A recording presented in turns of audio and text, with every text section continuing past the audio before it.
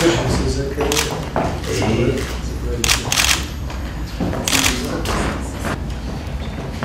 Добър ден на всички. Добре сте дошли в Българска академия на науките. Благодаря ви, че уважихте нашата покана. Днеска ще направим нещо много важно, което отдавна приказваме с ръководството на Българската телеграфна агенция. Да си помогнем взаимно, за да може българската общественост да получава една по-обширна и по-подробна информация, свързана с духовността и науката. И аз искам да благодаря на ръководството на Българската телеграфна агенция за този жест, който в момента прави. И се надявам, че след днескашния ден вече всичките ще имате една по-добра информация. Желанието ни е тези центрове помежду си да координират своята дейност и цялата страна и си представете по какъв начин информацията от страната, информацията тук в двете институции ще бъде разпределена в нашето общество. Лично аз си позволявам да мисля, че инициативите, които предвиждаме, които ще оставя, ако ти не възразяваш, да кажеш част от тях, наистина ще обогатят много информационния живот в България. Заповядай. Благодаря, господин академик Воденичаров.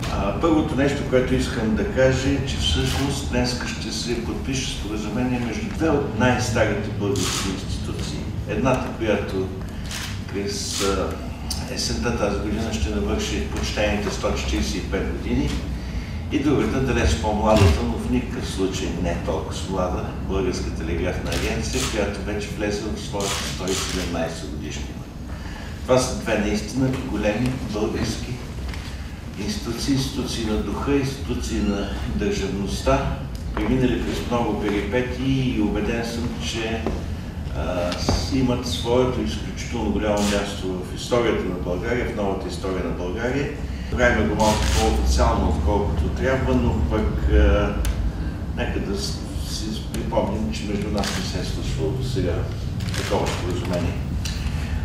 Повода беше за една по-засилена връзка между двете наши големи национални институции. Беше още миналата година, когато проведохме ние от Българската телеграфна агенция, проведохме 9-та световна среща на българските медии.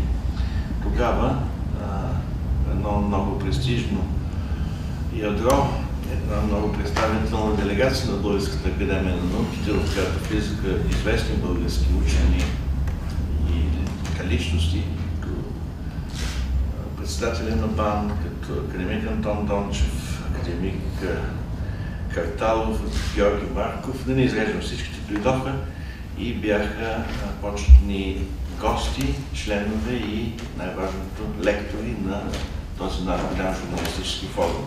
Тогава всъщност ние се замислихме, че между нашите две институции съществуват само някакви официални връзки, а нищо повече. Разбрахме, че имаме много голяма възможност да си помагаме от много страни. И започнахме по този начин и изведнъж видяхме, че пред нас има много възможности. Може да ви звучат тривиално тези мои думи, но Българската телеграфна агенция като майка на всички останали медии има възможността да разпространява много от новините, много от съдържанието на дейността на вашата академия, която е и наша академия, защото е национална.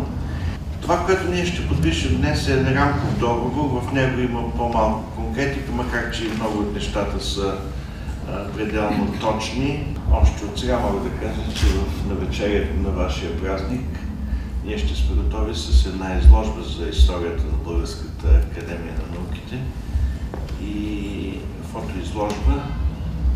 И убеден съм, тя ще е много интересна, защото архивът на Българската телеграфна агенция е изключителен.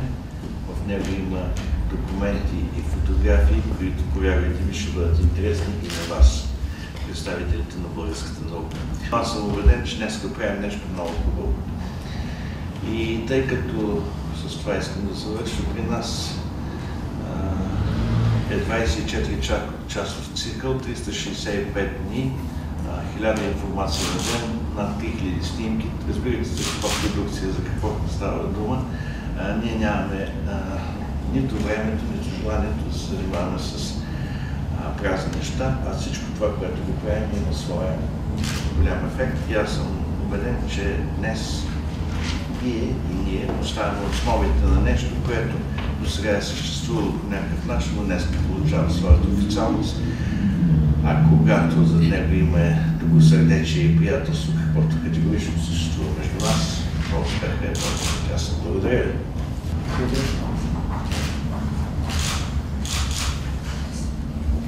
И нас в този който има подписи на всички останали. Ами в такъв момент трябва да се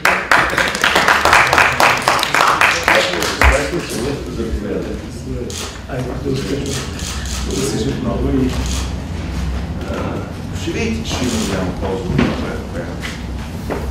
Ще видите, убеден съм.